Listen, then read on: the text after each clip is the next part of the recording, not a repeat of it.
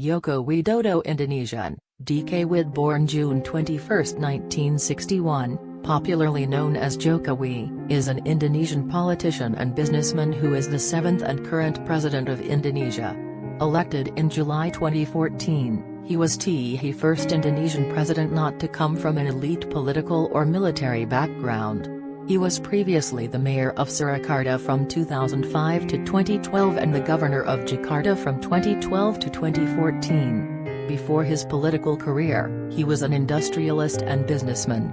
He achieved national prominence in 2009 for his work as the mayor of Surakarta.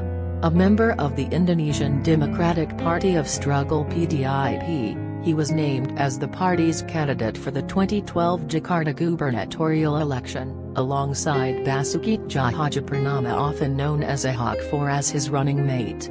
5. Defeating incumbent Fauzi Bowo. 6. He took office in October 2012 and reinvigorated Jakartan politics, introducing publicized belusukan visits, unannounced spot checks. 7. And improving the city's bureaucracy, reducing corruption in the process.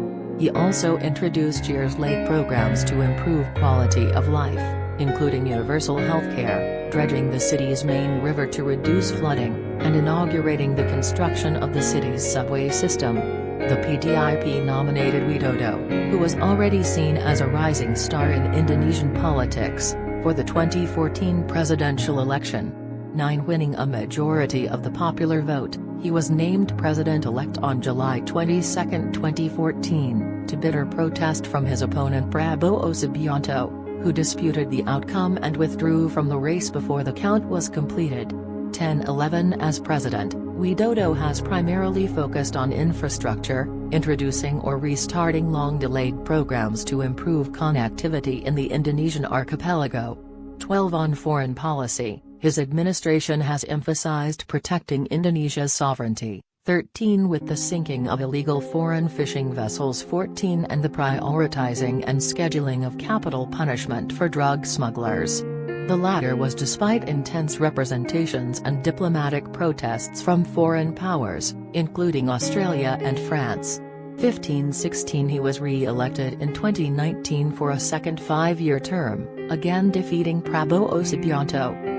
Widodo was born Mulyono on June 21, 1961 in Surakarta, 1 and is of Javanese descent. 18. He is the eldest of 4 siblings and is the only son of Noto Miharto father and Suji Atminata Miharto mother.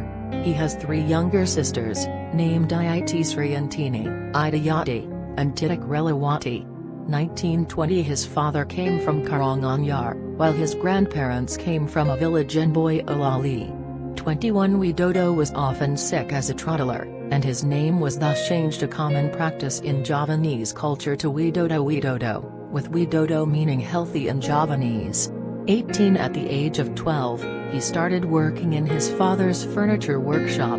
22. 23. Throughout his childhood, Widodo's family constantly faced evictions from their landlords. This greatly affected him, and later in his career organized medical housing in Surakarta during his years as mayor of the city. Widodo's education began at State Elementary School 111 Tirtoyoso, known for being a school for less wealthy citizens. 25. He continued his studies in State Junior High School 1 Surakarta. 26. And later wanted to attend State Senior High School 1 Surakarta, but failed the entrance exam and enrolled in State Senior High School 6 Surakarta. After graduating from university, Widodo began work at PT Kertaskraft Aceh, a state-owned firm in Aceh, Sumatra. 28. He worked in the present-day Biner Meraya Regency between 1986 and 1988 as a supervisor of forestry and raw materials of a Pinus merkuzii plantation. However, Widodo soon became uninterested in his activities in the firm and returned home. He began working in his grandfather's furniture factory for a year before establishing his own company, Rekabu, whose namesake is his first child. The company, which mainly focused on teak furniture, nearly went bankrupt at one point but survived following an 500 million Indonesian rupiah loan from Perusahaan Gas Negara. By 1991, the company began exporting its products, and they were successful in international markets. The firm first established a presence in the European market in France, and it was a French customer named Bernard who gave Widodo the nickname Joko. By 2002, Widodo had become the chairman of Surakarta's Furniture Manufacturers Association. Ultimately he decided to become a politician and promote reform in his hometown, Surakarta, after seeing the neat layouts of some European cities while promoting his furniture there. 23 After becoming mayor, he also made a joint venture with politician and former Lieutenant General Luat Binsar Panjaitan, when the two founded PT Rekabu Sejahtera from Rekabu and Luat's PT Toba Sejahtera. 32-33 In 2018, Widodo reported his net worth to be Rp 50.25 billion US $3.5 million, mostly in the form of property holdings in Central Java and Jakarta. After first joining PDIP in 2004, Widodo ran in the mayoral race in Surakarta in 2005 with FX Hadi Rudyatmo as his running mate, with the support of PDIP and the National Awakening Party. 35-36 The pair won 36.62% of the vote against the incumbent Slamet Suryando and two other candidates.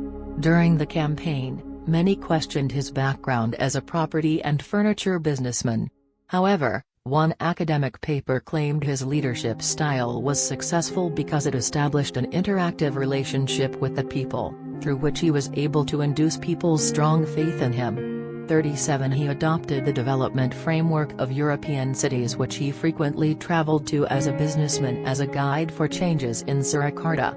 His notable policies as mayor include 39 building new traditional markets and renovating existing markets, constructing a 7-kilometer city walk with a 3-meter wide pedestrian walkway along Surakarta's main street, revitalizing the Balagambang and Sriwedari parks, employing stricter regulations on cutting down trees along the city's main streets, rebranding the city as a center of Javanese culture and tourism under the tagline The Spirit of Java, promoting the city as a center for meetings, incentives, conventions and exhibitions MICE, launching healthcare and education insurance program for all residents, a local bus rapid transit system named Batik Solo Trans and a Solo Techno Park, which helped support the Izmka Indonesian car project. It was during his tenure as mayor that he conducted the Blusukan, an impromptu visit to specific areas to listen to people's issues, which proved popular later in his political career. He also prohibited his family members from bidding for city projects, therefore suppressing the risk of corruption. His policies brought him into conflict with then-provincial governor Bibit Waluyo, who on one occasion called Widodo a fool for the latter's opposition to a provincial construction project in Surakarta. His supporters pointed to rapid positive changes in Surakarta under his leadership and the city's branding with the motto Solo, the spirit of Java. While in office, he successfully relocated antique stalls in the Banjarsari Gardens without incident, a helpful move in revitalizing the functions of the open green land. He emphasized the importance of business firms engaging in community activities. He improved communications with the local community by appearing regularly on local television. As a follow-up of the city's new branding, he applied for Surakarta to become a member of the Organization of World Heritage Cities, which was approved in 2006, and subsequently had the city chosen to host the organization's conference in October 2008. Citation needed in 2007, Surakarta had also hosted the World Music Festival Musik Dunia FMD, held at the complex of Fort Wesenberg near the center of the city. The following year, it was held in the Mangkunagaran Palace complex. Citation needed. Part of Widodo's style was his populist can-do punyagay elements designed to build bonds with the broad electorate. 37 As mayor, he became personally involved in an incident just before Christmas 2011 when the Surakarta municipality had overdue bills of close to 1,008 Indonesian rupiahs.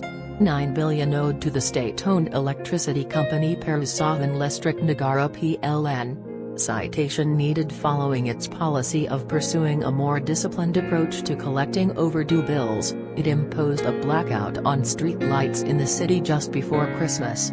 The city government quickly authorized payment, but in settling the bill, protested that the PLN should consider the public interest before taking such action. To reinforce the point, Widodo made a highly publicized personal visit to the local PLN office to deliver the 8 Indonesian rupiahs, 9 billion in cash in the form of hundreds of bundles of notes and even small coins. In 2010, he was re-elected for a second term, again running with Hadi. They won 90.09% of the vote, losing in only a single polling station.